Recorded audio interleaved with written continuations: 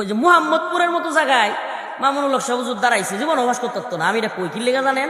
কারণ যেই জায়গায় চুরি চিন্তায় রাহাজানি বেশি, যেই জায়গায় কামি হইলো কিশোর গ্যাং এটা হেডা, যেই জায়গার মানুষই বেশিরভাগ হলো ওই সাইজের, এরা চিন্তা বই সর্বনাশ, কত বড় মৌলানা সাহেব এমপি বানাইলে আমরা খাইম কি? কথা বুঝুন না, বাস্তবতা এটা বানাইতো না এরা, কারণ এরা বানাইলে এরারই সমস্যা। আরে আমাদের সমাজের তো 60% লোক মসজিদও গিয়া উঠতে চায় না, হুজুর আমার হুজুর নাই, আমার গোসলটা ঠিক নাই। মাদ্রাসায় গিয়া বাইরে খার হইতে হুজুরে ডাহে বাইরে অনেক লেগিয়া, মানে ডরায় মসজিদের ভিততে যায় না, মাদ্রাসার ভিততে যায় না। যেই লোক ডরায় মসজিদের ভিততে যায় না, মাদ্রাসার ভিততে যায় না, এই লোক একজন হুজুরের নেতা বানাইব? অসম্ভব, অসম্ভব। তারা চাই হইল এরকম লোক যারা হেরা চারটা খাইতারবো। প্রিয় ভাইরা আমার, বন্ধুগণ, এই জন্য আমাদের সমাজ ভালো হইতে হইলে আল্লাহ কোরআনের কথা বলছে, আমার কথা না। আল্লাহ পাক বলছেন, ইন্নাল্লাহা লা ইউগাইয়িরু মা বিকাউমিন হাত্তা ইউগাইয়িরু মা বিআনফুসিহিম। ততক্ষণ পর্যন্ত আমি কোন জাতিকে পরিবর্তন করব না, আল্লাহ বলেন, যতক্ষণ না পর্যন্ত ওই জাতি পরিবর্তন না হয়।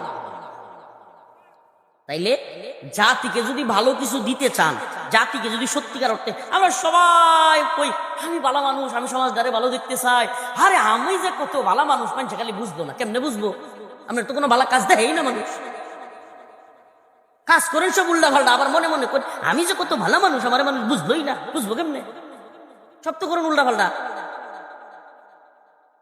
আমি মনে হয় বুঝাইতে পারিনি। আপনি ভালো মানুষ কইলে তো লাভ নাই, আপনি বলতেছেন ভালো মানুষ, করতেছেন খারাপ কাজ, লাভটাই। আল্লাহ আমাদেরকে হেদায়েত দান করুন। আসলে কোরআন সুন্নাহর ওয়াজটা আসলে কি? ওয়াজ আসলে এগুলা।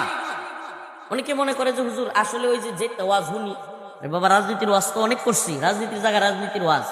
শুধু আপনাদের সামনে আমাদের কথাগুলো বলতে হবে, এই জন্য খুব কষ্ট লাগে। আমি এই পর্যন্ত তো 10-12 বছর যাবৎ কন্টিনিউ এই পূর্বদলা থানার খোঁজ খবর রাখি। জেলে ছিলাম মাঝে প্রায় 2.5 বছর, 3 বছরের কাছাকাছি, 31-32 মাস। তো এই সময়টা ছাড়া বাকি সময়গুলোতে যেই পরিমাণ অসঙ্গতি, এটা শুধু আমাদের থানায় না, অনেক থানায় দেখছি। প্লিজ এগুলা বন্ধ করেন। আমার খুব কষ্ট লাগে যখন দেখি আহা নিরীহ একটা মানুষ, ইস খুদাই তার জমির ক্ষতি হয়ে গেছে গা, তার মাথার বাড়ি পড়ছে, কিংবা তার বাড়িটা লইয়া ঝামেলা হয়েছে, তার একটা দোকান লইয়া ঝামেলা হয়েছে, আহারে নিরীহ মানুষ। অথচ খুদাই একটা দরবারের নাম দিয়া তলে তলে কতুরি টিয়া খায়া, মানে একটা লামসাম দিয়া, যেই বেড়া মাজলুম এই বেড়ার উপরে জুলুম কইরা শেষ করে দিয়েছে। তখন আমার এত কষ্ট লাগে, মনটা চায় ওই দরবার আগুন দিয়া জ্বালাই দিই কষ্টে। হারে জালিমের দল, ওই জায়গায় নিজের একবার চিন্তা করো। অল্প টাকায়, অল্প পয়সার জন্য, একটু সুখে থাকার জন্য এই মাজলুম লোকটার এত বড় ক্ষতি হয়ে যাচ্ছে। আহ কি কঠিন বিষয়, চিন্তাও করে না।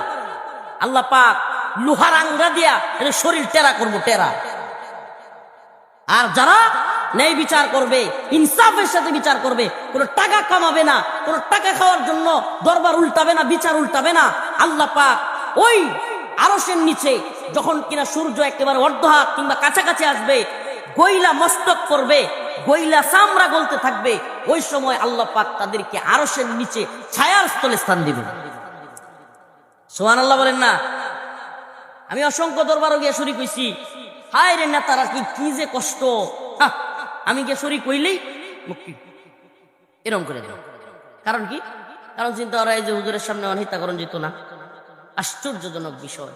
আল্লাহ এদেরকে হেদায়েত দান করুক, বলেন আমিন। যে আয়াতে কারিমা তিলাওয়াত করছিলাম, আমরা একটা কথা কইেন না পিছনে, আমরা যে যেভাবে আছেন এভাবে তো হইন না। আহা, তো যে কথা বলতেছিলাম, কষ্ট নিছেন আপনারা। সমাজের অসঙ্গতি গুলো তুলে ধরলাম। কেন তুলে ধরলাম জানেন? আরো মেলাডি তুলে ধরতাম, সময় কম, দুর্গাপুর যাই আমগা, বুঝছেন? আরো মেলাডি তুলে ধরতাম। আমাদের সমাজে, আমাদের প্রত্যেকটা প্রায় গড়ে আমাদের মেয়েরা নির্যাতিতা। নিজের মেয়ের বেলা 16 আনা, আরেক গড়তে বউ আনলে এটা নির্যাতিতা, এটার উপরে নির্যাতন চলে। আমাদের সমাজে প্রত্যেক মা ভালো, প্রত্যেক শাশুড়ি খারাপ। নিজের মেয়ে, আমি অনেক কথা কইতাম, নিজের মেয়ে যদি কোনে যে খালি জামায়ে আলো হয়েছে নিজের শরীরে লইয়া, ও কি খুশি রে, আমার জামাইটা কত ভালো রে। আর নিজের সারা যদি খালি বর্ডারে লইয়া আলো হয়ে দাও রে, আমার সেরাটা রক করে তাবিজ করে আনছে। আস্তে সমাজের সমস্যা একবার রন্ধ্রে রন্ধ্রে, অনেকগুলো পরিবার টিকে না। এই জন্য একটা মাও ঠিক মতো শাশুড়ি হইলে মা হইতে পারে না, মা হইলে শাশুড়ি হইতে পারে না। কি আশ্চর্য কথাবার্তা! স্ত্রীরা, মেয়েরা নিজের মার ব্যাপারে কিচ্ছু কন যেত না, কিচ্ছু কন যেত না। আপনি খালি শাশুড়ির নামে কিছু কয়ে দেবেন যে হ্যাঁ গরো আর ভাত নাই, আনতো না। আর আমনের মারে কিছু পেলে খুশি। আস্তাগফিরুল্লাহ। মানে এই যে আমাদের চারিত্রিক সমস্যা, নৈতিক সমস্যা এমন পর্যায়ে গিয়ে দাঁড়াইছে, যারে ভাই আপনি শান্তি তালাশ করতেছেন, শান্তি পাইবেন কেমনে? সমাজে দরবারের সমস্যা, ঘরের সমস্যা, বাইরের সমস্যা, বাজার একটা শাসটলো মন জানা সাবা বাজার লেগিয়া শাসটলো একটু চা খাইবেন বই আরামে, এটার সুযোগ নাই।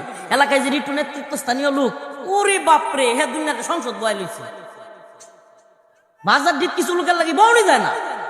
আশ্চর্য কথাবার্তা। মনে কষ্ট নিতেছে, আল্লাহ আমাদেরকে বুঝার তৌফিক দান করুন। যে আয়াতে কারিমা তিলাওয়াত করেছিলাম, ইয়া আইয়ুহাল্লাযীনা আমানু ইসতাঈনু বিস-সাবরি ওয়াস-সালাহ ইন্নাল্লাহা মা'আস-সাবিরিন ওয়া লা তাকুলু লিমান ইউক্তালু ফি সাবিলিল্লাহি আমওয়াত বাল আহইয়াউ ওয়ালাকিন লা তাশউরুন। সব কয়টা আয়াতের আলোচনা করা সম্ভব না, শুরুর দুইটা আয়াতের আলোচনা করি। আল্লাহ বলছেন, হে আমার বান্দারা, হে আমার ইমানদার বান্দারা, ইস্তাঈনু তোমরা চাও আল্লাহর কাছে। কার কাছে? বিস-সাবরি ওয়াস-সালাহ, সবরের মাধ্যমে, নামাজের মাধ্যমে। কিসের মাধ্যমে? সবরের মাধ্যমে, নামাজের মাধ্যমে। আমরা সবর করব তো ইনশাআল্লাহ। যদি আল্লাহ পাকের পক্ষ থেকে আমাদের উপর বিপদ আসে, সবর করব তো। ডাকবো কাকে? বলেন না কাকে?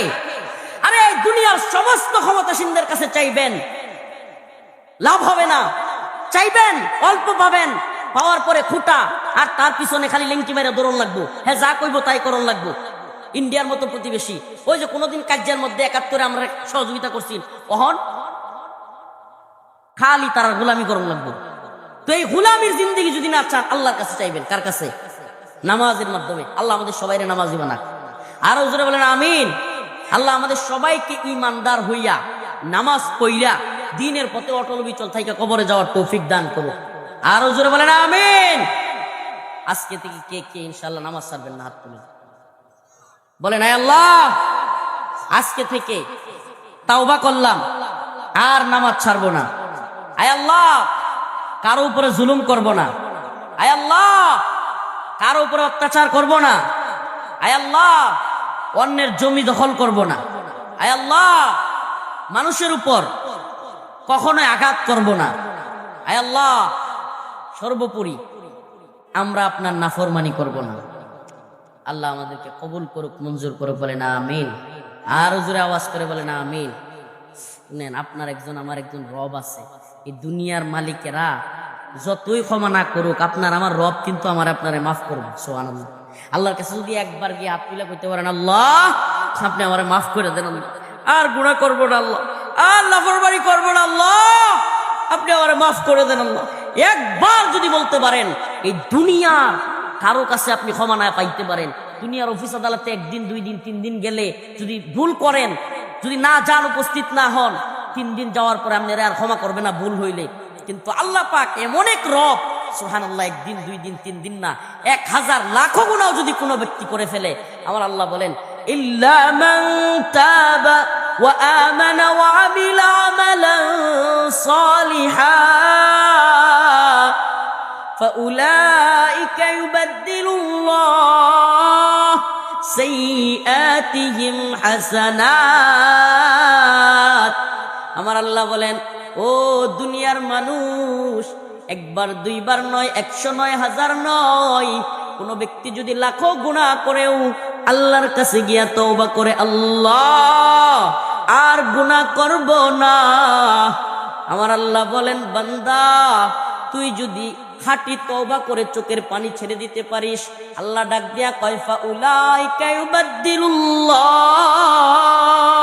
আমি আল্লাহ তোর গুনাহগুলোকে পরিবর্তন করে সাইয়্যাতিহিম হাসানাত, নেক কাজ দিয়া তোর গুনাহগুলোরে পরিবর্তন করে তোরে ক্ষমা করে জান্নাত দিয়ে দিব। আল্লাহ পাক আমাদেরকে ক্ষমা করে জান্নাত দিয়ে দিবেন। একবার যদি আল্লাহর কাছে আসুন না আজকে থেকে। এই যে শীতের দিন, মা বাপের খবর লইছুন, মুরব্বী মা বাপ কিভাবে আছে কিভাবে ঘুমাইতেছে বিছানা গিয়া খবর লইন। দাদা দাদি কেমনে আছে, অনেক মা অনেক দাদি অনেক চাচিরা আহা 70-60 বছর হয়ে গেছে গা, শরীরটা গরম হয় না, কম্বল লইলেও এটা কম্বল কিনে দিছেন দেন নাই। মনে রাখবেন আপনার মারে আপনার বাবার যদি খোঁজ খবর না লইন, আপনার সন্তান আপনার খোঁজ খবর লইত না। পাড়া প্রতিবেশীর খবর একটু লইছুন, এই শীতের দিনও একটু তারা কেমনে আছে কি করতেছে একটু খোঁজ খবর লইবেন, মা বাপের খোঁজ খবর লইবেন, দাদা দাদির খোঁজ খবর লইবেন তো ইনশাআল্লাহ। আল্লাহ পাক আমাদের সবাইকে বুঝার এবং আমল করার তৌফিক দান করুক। ওয়া আখিরু দাওয়ানা আনিল হামদুলিল্লাহ।